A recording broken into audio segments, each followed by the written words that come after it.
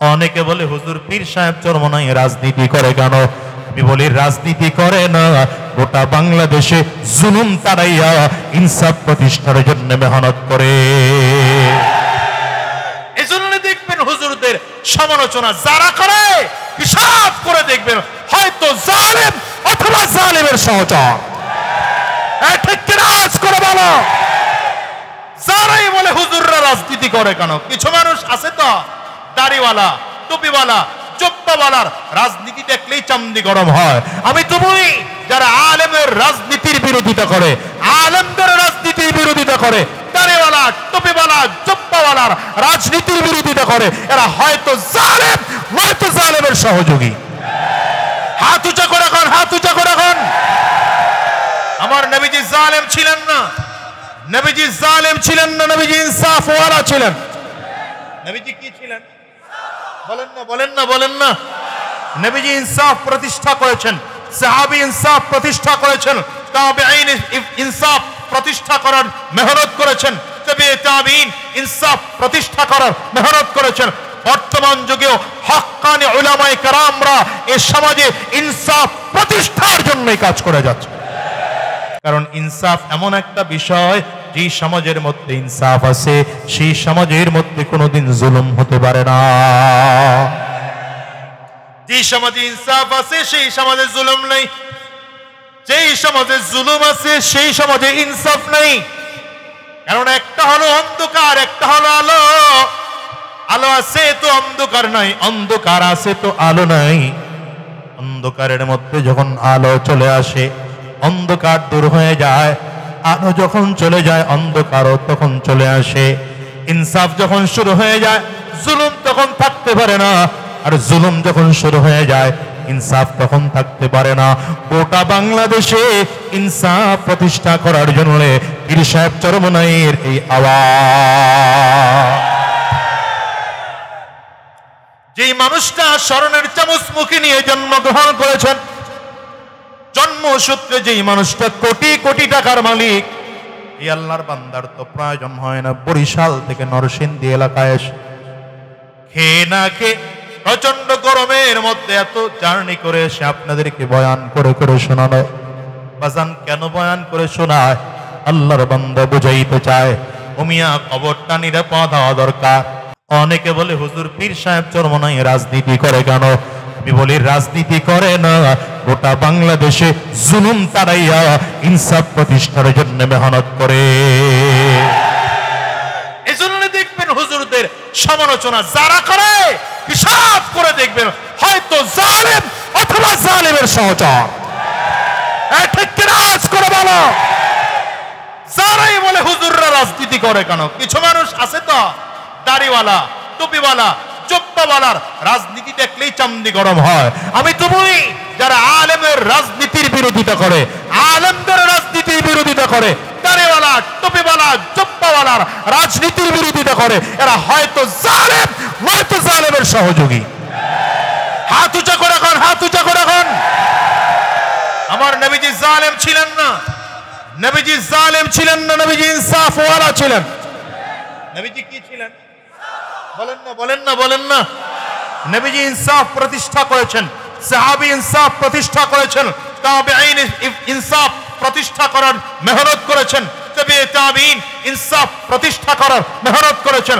বর্তমান যুগেও হক্কানি উলামায়ে কেরামরা এই সমাজে ইনসাফ প্রতিষ্ঠার জন্যই কাজ করে যাচ্ছে। আপনার পছন্দ হইলে কি আর না হইলে, আপনি পছন্দ করলে কি আর না করলে, কথা বলেন না কেন? শোনেন, মনে রাখবেন ইনসাফ এমন এক বিষয়, ইনসাফ করা লাগে না, শুধু নিয়ত। ইনসাফের নিয়ত করলেই বরকত বেড়ে যায়। সুবহানাল্লাহ, বাড়ি যায় কয়েন। ইনসাফের শুধু নিয়ত করলেই বরকত বেড়ে যায়, আর জুলুমের নিয়ত করলেই বরকত নষ্ট হয়। শুধু জুলুমের নিয়ত করছেন, জুলুম করেন নাই, এটা এমন মারাত্মক বিষয়, জুলুমের নিয়ত করলেই বরকত নষ্ট হয়। যেমন আতরের বোতল খুললেই ঘ্রাণ বের হয়, কথা বলে না? আতরের বোতল খুললেই ঘ্রাণ বের হয়। আমি আতর দিলে আপনি ঘ্রাণ পান, অথচ আপনি লাগান নাই, কথা কয় না কেন? আর আমার শরীরে যদি কোনো ময়লা থাকে আপনার শরীরে লাগে নাই, কিন্তু এরপরও গন্ধ লাগতেছে। তো আমার মধ্যে যদি জুলুম হয়, বরকত অটোমেটিক নষ্ট হয়। কথা মনে পড়ে গেছে বলি। দেশের এক বাদশাহ, ইনসাফওয়ালা বাদশাহ। বাদশাহ কিন্তু জালেম না, ইনসাফওয়ালা। কি ওয়ালা? ইনসাফওয়ালা বাদশাহ তো এখন খুঁজে পাওয়া যায় না। কথা কর না। একটা দেশের ছোট এলাকার মেম্বার হইলে তার দাপট কি বাবা, মনে হয় যেন সে সব ক্ষমতা পেয়ে লেছে। কি কথা বল না কেন? অথচ জনগণের নির্বাচনের সময় লেখে জনগণের খেদমত করার সুযোগ দিন। এইটা খেদমত? সরকারি টাকা খায়া খেদমত? আসতে কয়তো আর এই বাদশার কথা বলছি, ইনসাফওয়ালা ইমানদার বাদশাহ। বাগানে গিয়েছে পাখি শিকার করার জন্য, করতে করতে রাত হয়ে গেছে, সন্ধ্যা হয়ে গেছে। এই বাগানের ভেতর থেকে রাত আসবে কি করে, মুশকিল। রাত্রি যাপন করার জন্য এক রাখালের বাড়ি গিয়েছে, কিন্তু রাখালের নিজের পরিচয় দেয়নি, পরিচয় গোপন রাখছে। কারণ যদি জানে যে বাদশাহ রাখালের বাড়িতে রাত্রি যাপন করে, বাদশার ভয় আছে না নাই, যে কোনো সময় আক্রমণ হইতে পারে কিনা, নিজের পরিচয় গোপন রাখছে। রাখাল বাদশার মতো একজন মানুষকে পাইয়া মনে করছে, হায় আল্লাহ, সুন্দর একজন মানুষ, রাত কাটানোর মতো একজন লোক পাইলাম। রাখাল গরু চড়ায়, গরু থেকে ভাই মেহমান, আপনারে কি দিয়ে মেহমানদারি করাবো? আমার একটা গরু আছে, খুব মজার দুধ দেয়, আপনার দুধ দহন করে পান করাই।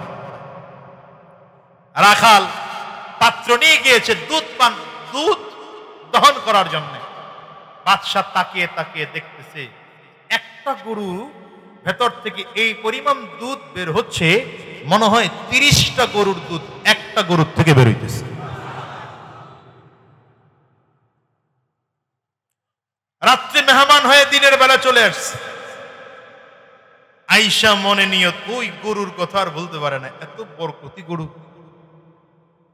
যেভাবে হোক এটা আমার লাগবে। ভালো করে বুঝেন, যেভাবে হোক এটা রাস্তার পাশের 5 কাঠা জমি, এই যেভাবে হোক আমার এটা লাগবে। এটাই জুলুম। ঠিক আসতে কোন কেন ধরা পড়ে গেছে রো, অমুকের পকেটে 10,000 টাকা, যে করে হোক আমার লাগবে, এটাই জুলুম। এটাই জুলুম, মনে রেখো। আরেকজনের জমি ঠকায় খাও, জুলুম। বুঝেন নাই কথা? মামলার ভেজালে পড়ছে, এখন 5,000 টাকা নিয়ে বিচার ডানে বামে করাও, জুলুম করতেছ। ঠিক আসতে কয় কারা কারা, খেয়াল দেখেন, খেয়াল দেখেন কারা কারা আসতে কয়। বাদশাহী নিয়ত করে দীর্ঘদিন পরে আবার গিয়েছে, পরিচয় তো আগেই লুকায় রাখছে। আজকে ইচ্ছা করে রাখালের বাড়িতে রাত কাটাবে। রাখাল রে বলে, রাখাল রে, আজকে একটু আমার ওই গরুর দুধ দহন করে পান করাও না। রাখাল পাত্র নিয়ে গিয়েছে দুধ দহন করার জন্য। তাকায় বাদশা দেখে যে না, আখের মতো আর দুধ বের হয় না, একটা গরুতে যেই পরিমাণ দুধ হয় ওই পরিমাণই দুধ বেরোচ্ছে। বাদশা ডেকে বলে, রাখাল, তোমার এই গরুটাই কি সেই গরু? বলে, হ্যাঁ, এটাই তো সেইটা। আজকে দুধ কম হলো কেন? রাখাল বলে, মনে হয় দেশের বাদশা দেশের জনগণ উপরে জুলুম করা শুরু করেছে।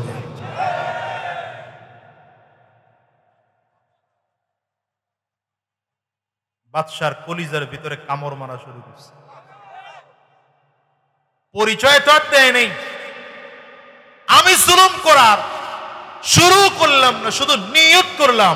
রাখাল টের পাইল কেমনে?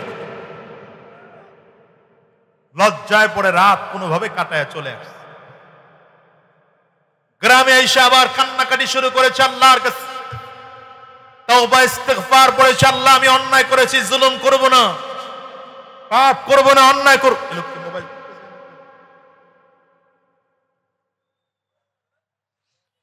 অন্যায় করেছি, পাপ করেছি, অন্যায় করব না, পাপ করব না, গুনাহ করব না, জুলুম করব না। তওবা করেছে বাদশা, এখন চিন্তা করে তওবা তো করলাম, তওবার পরের রেজাল্টটাকে এটা আমাকে দেখা দরকার।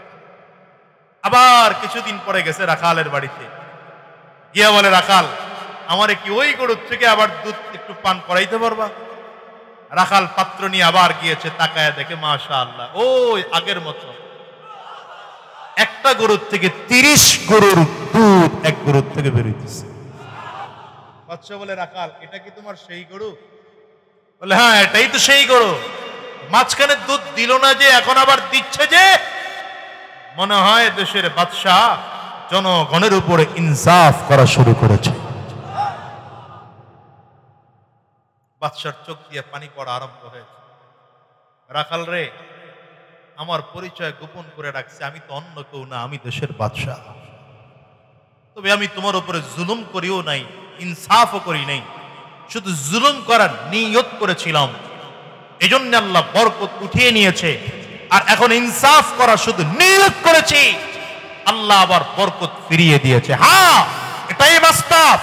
দেশে কেন অশান্তি, এত গরম কেন, এত অসুবিধা কেন, ফসল হয় না কেন, খোঁজ নিয়ে দেখেন, অবশ্যই জুলুমের বেড়া জালে পড়ে আছে। জুলুম হয় কি হয় না এবার আপনারা খুঁজে নেন, আমার বলার দরকার নেই। বরকত আছে না নাই খুঁজে বের করেন।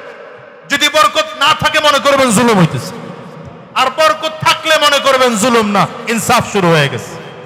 কথা আসতে কন কেন মিয়া?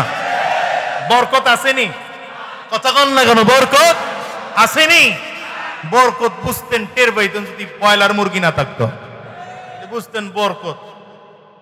মুরগি জীবনে চোখে দেখা লাগতো না, চাষের মাছ না থাকলে জীবনে মাছ খাওয়া লাগতো না জাতি। খালি ঠিক আস্তে আস্তে কও কেন, জোরে কওয়া যায় না? দোস্ত হুজুর কর, হুজুর রাই খাল্লো, হুজুর রই করলো, হুজুর রই করলো।